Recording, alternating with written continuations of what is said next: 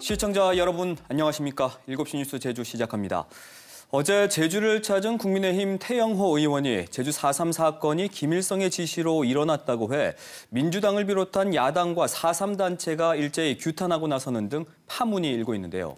민주당이 태 의원을 국회 윤리위에 제소하기로 한 가운데 이런 철진한 색깔론이 왜 다시 등장한 것인지 문준영 기자가 취재했습니다.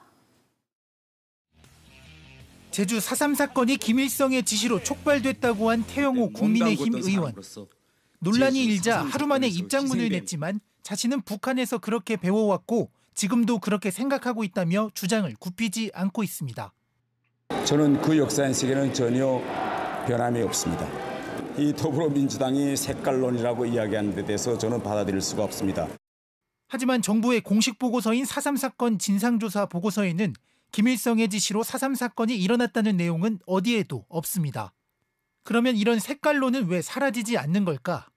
태영호 의원의 주장과 비슷한 북한 지령설은 1973년 남로당 지하 총책을 지냈다는 박갑동의 신문 연재글에서 비롯됐습니다.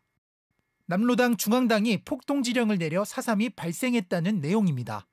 이 글은 극우단체가 4.3을 폄훼할 때 주로 인용됐고 소송의 근거로 제시되기도 했지만 법원에서는 모두 인정하지 않았습니다.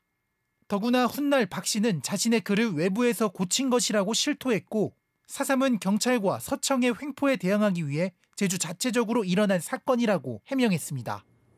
1948년 지리산 진압군 사령관을 지낸 백선엽 장군이 쓴 책에도 4.3은 남로당 중앙당의 지령이 아닌 자의적인 행동이었다고 기술돼 있습니다.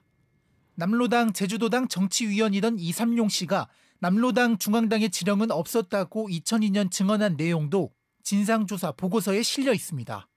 사실상 철진한 색깔론이 나온 것에 대해 4.3 단체들은 최고위원 후보에 출마한 태 의원이 전당대회 지지를 얻기 위한 것이라고 비판했습니다. 북한 지령설에 대해서는 수많은 자료와 증언을 통해서 진상보고서에서 이미 근거 없다는 것을 명백히 드러냈습니다. 이것은 4.3 진상조사보고서를 전면적으로 부정하고 있는 발언이고요.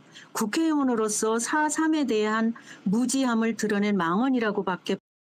더불어민주당은 태 의원이 낡아빠진 색깔론으로 4.3 정신을 더럽히고 희생자와 유족에게 2차 가해를 했다며 최고위원 후보직 사퇴를 요구하고 국회 윤리위에 제소하기로 했습니다. 민주당은 4.3 사건을 폄훼하고 유가족과 희생자들에게 명예훼손한 망언에 대한 책임을 물어 국회윤리위원회에 제소하겠습니다.